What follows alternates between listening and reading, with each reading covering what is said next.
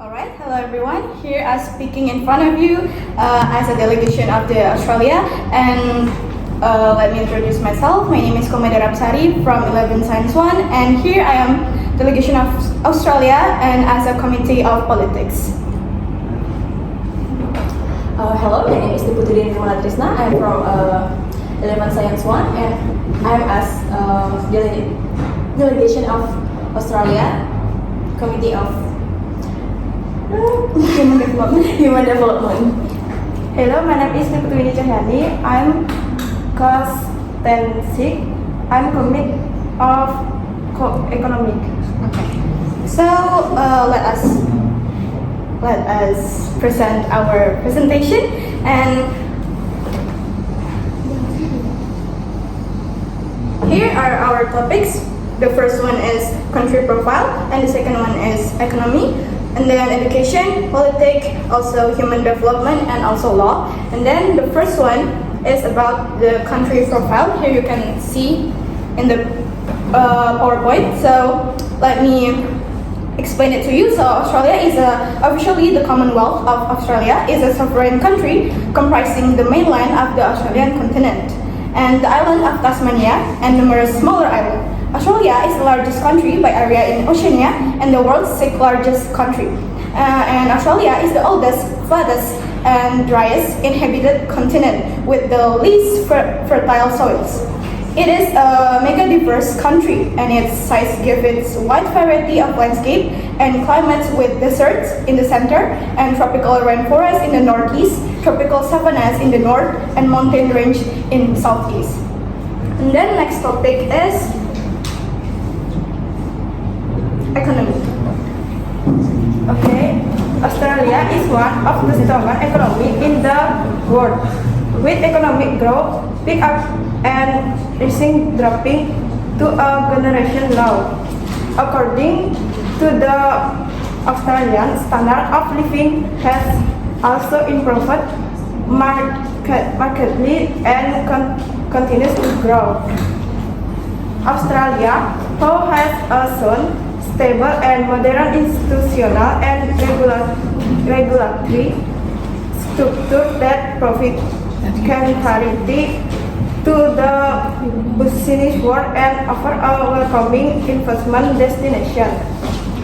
Australian businesses are highly competitive across with a range of sectors according to the World Bank. Australia is the fastest place in the world to start a business, with the regulator provided taking only 2 days.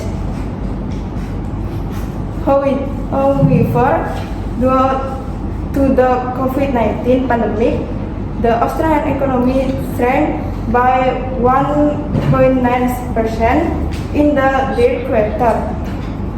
This decline is fairly proportional to the steady recovery than in other developed countries. This is one of the biggest contractions on record and since the start of the pandemic, spurred by prolonged lockdown in the densely population states. The cities of Sydney, Melbourne, and Canberra are locked down for a countless time. This occasion households to spend less on service. The number of Sydney citizens who cannot afford to feed themselves increases according to several food providing characteristics. The gap is widening due to the increasing impact of the COVID-19 pandemic on job availability. According to Australian Bureau of Statistics data, the area most affected by COVID cases, food statistics, low are home to many essential works in Sydney. who are now at increased risk of infection.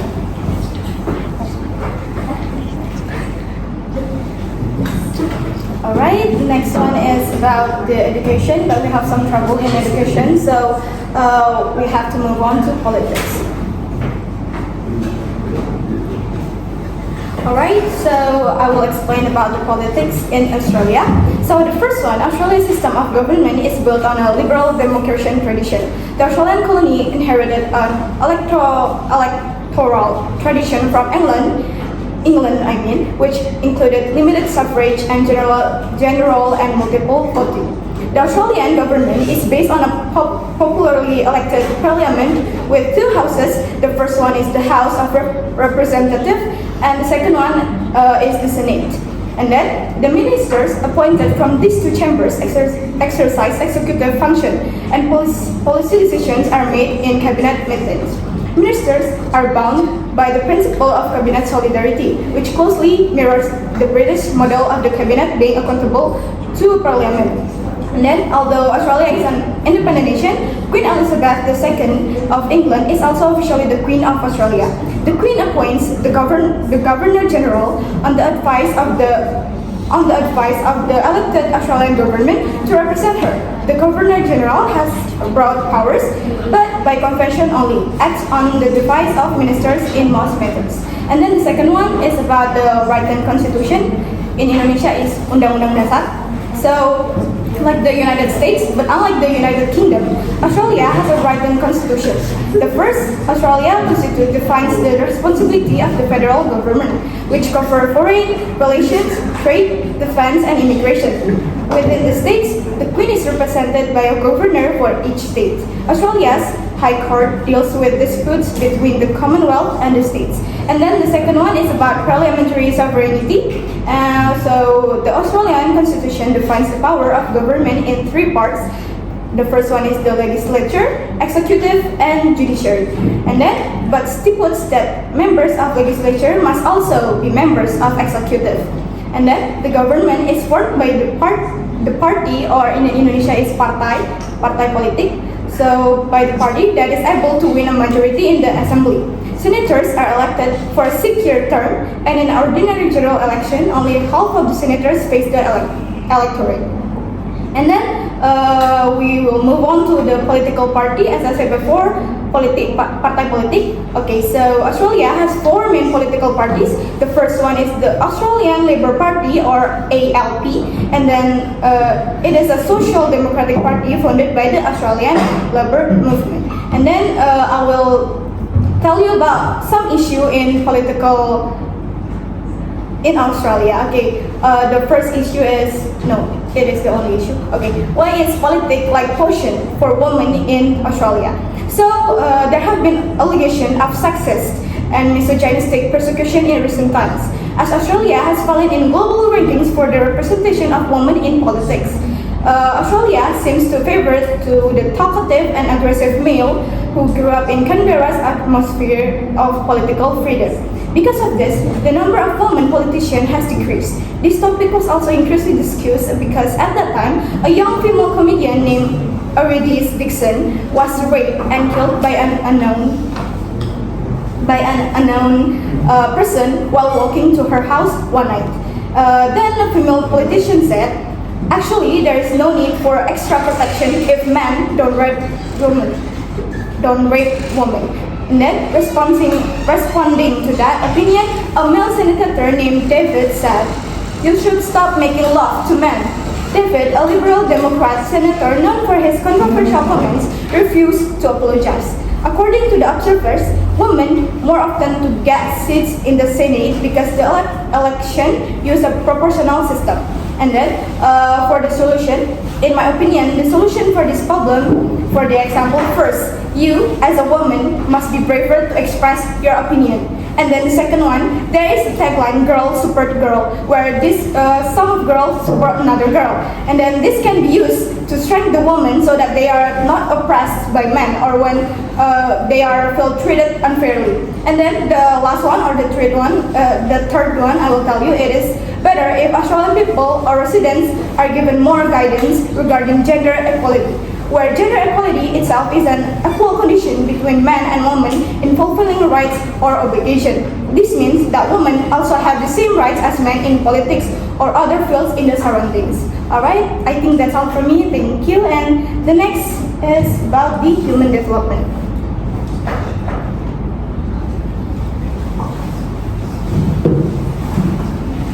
Okay, so about human development, first of all, is background of the issue. Despite Australia's reputation for openness to immigrants, the country's commitment to ensuring the growth of refugees' livelihood has been significantly hampered. The contradiction between Australia's domestic society and the country's stance as a provider of asylum and resettlement for refugees, especially South Sudanese, is a major impediment to socio-economic integration and human development indeed, leading to the neglect of refugees' rights in the countries. On the other hand, the South Sudanese refugees diaspora encounters its own obstacle in the practice of cultural heritage in the host country. For example, in cause and the effects. South Sudanese refugees who came to Australia through humanitarian programs between 2000 and 2007 came from refugee camps in East Asia, East Africa, and from North Africa. In the context of asylum providers, Australia itself is a country with a high amount of inward immigration. This is because Australia tends to provide more opportunities for refugees in employment, especially in low-skilled jobs. Australia also opens up to the potential for refugees and other immigrants to contribute to the country's economic capacity.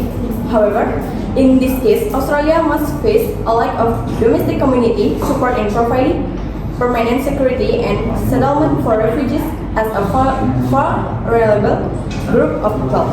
Australia's own domestic support is dominated by the potential contribution that refugees can make in terms of labor. The contradiction between domestic community support and the Australian government immigration policy is further clarified by major development in Australia's refugees resettlement policy. This development relate to an increasing proportion of humanitarian migrants taking a permanent residence in Australia as opposite to support for humanitarian migrant resettlement efforts growing rapidly. Resettlement specific support has been minimized and economic social integration has become the responsibility of refugee groups themselves. In this regard, the Australian government continues to emphasize its openness in attracting refugees, but leaves the issue of integration to the refugee group. Okay, for the solution, in my opinion, there must take an agreement between the refugees and an Australian domestic community. And the second, refugees must be able to integrate socially and economically with the Australian domestic community. That's all for me. Thank you very much. And then the next topic will be law.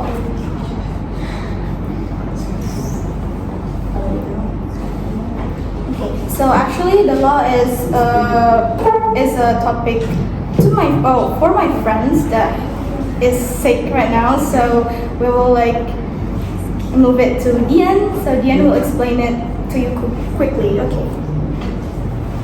Okay, for the law. As for legal issues in Australia, one of them is related to Indonesia, where the Director of Facilities and Human Rights Information gets complained about violation by law in Australia against Indonesian citizens in Australia, where there are 150 Indonesian citizens who are treated unfairly. They were found guilty and sentenced with different length of sentence. Based on information obtained, Indonesian citizens who are still children do not get assistance from legal counsel or the Indonesian embassy in Australia. In addition, these Indonesian children were also placed in prison together with adults, which result in this disruption of the mental condition of these Indonesian children. Receiving this information, the Indonesian Ministry of Foreign Affairs did not remain silent. One of the efforts to deal with this legal problem is that the Indonesian government has conducted bilateral relations with Australia, which has been started since 211. This result of this bilateral relationship is the repatriation of Indonesian citizens who are underage crew members. Indeed, this case relates to underage crew members who cause fear of the Australian community against both people who are increasing and relate to the issue of people smuggler who are warmly discussed by the media in Australia. Alright, that's all from us. Thank you for your attention. Any questions? May I? Yes, you may. First of all, thank you for the opportunity. I'm Nirmala from the Delegate of Indonesia. So I'm here. I want to ask to the Committee of Law from the Australia. Well, my question is, what do you think? What your opinion about problems that happened recently to our Indonesians, let's say students. Let's call it Bima Yudo. Well, he has no freedom of speech in Indonesia. So what do you think about your delegates as Australia that happens to him? Thank you. Alright, any other questions? Yes, you may. Thank you for the opportunity. I'm Nirmala from the delegation of India, and my question is, why does Australia accept a lot of refugees? That's all? Yes. Alright, thank you. The next questions? May I? Yes, you may. May I? Yes, you may. I'm Maria, and I'm from the delegate of Iceland. So here I'm going to ask, since COVID hit the economy of Australia, it shrunk by 1.9%. So how will Australia raise the economy to be high and healthy? Okay, so I'm Windi from the delegate of Dian. So, may I ask a question? Yes, you may. Okay. In the PowerPoint, you said that Australia is one of the strongest economies in the world. Okay, so what are the factors that make Australia like that? And do you think there are other countries that can compete with Australia? That's all? Alright, thank you for your question and we will answer it shortly. Thank you. Alright, so we will answer your question. The first one is the question from the delegation of Indonesia. In our opinion, Bima is not right, but also not wrong because he has the right to express his feelings, and also he has rights to speech in front of people or freedom speech. But he also not right because he expressed his feeling quite rudely, and in our opinion, the people in Indonesia shouldn't have to be that aggressive towards him just because a speech or statement of him.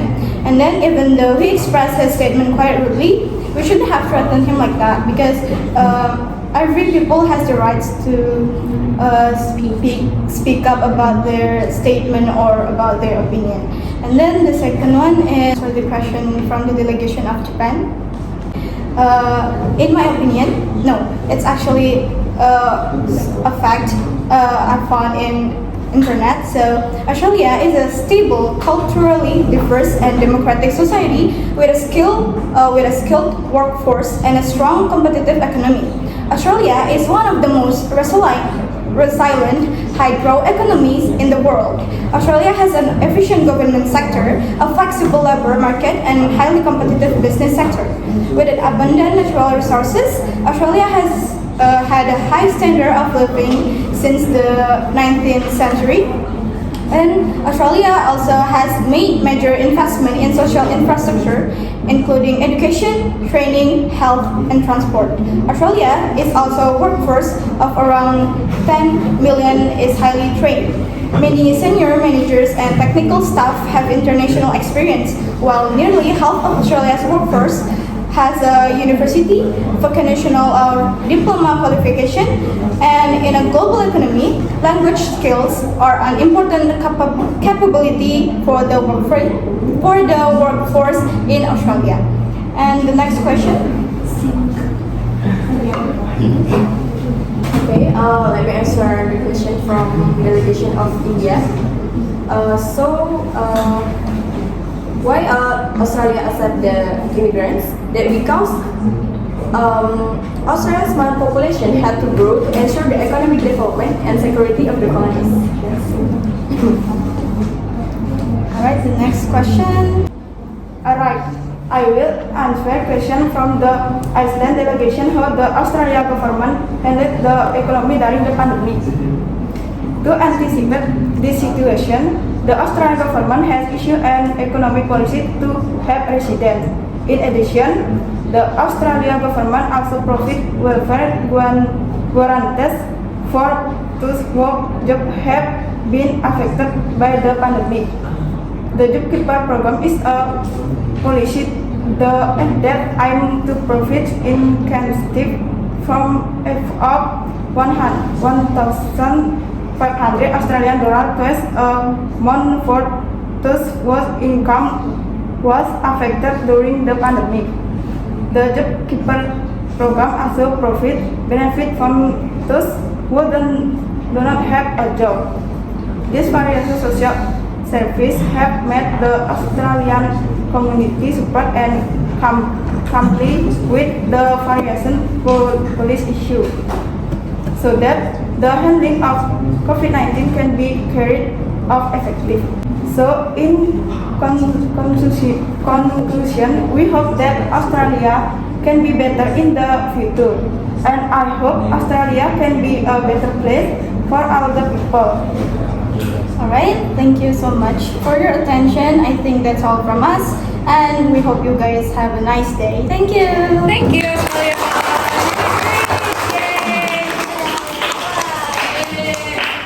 Ivan Gunawannya mana? Mana? Terus nggak? Kelihatan nggak? Yay! Jump scare. Wait, I'm gonna zoom it. Oh, I cannot. Ya, makasih Ivan Gunawan. Just a moment, tenang. From Australia. 10 out of 10. Mwah, dadah.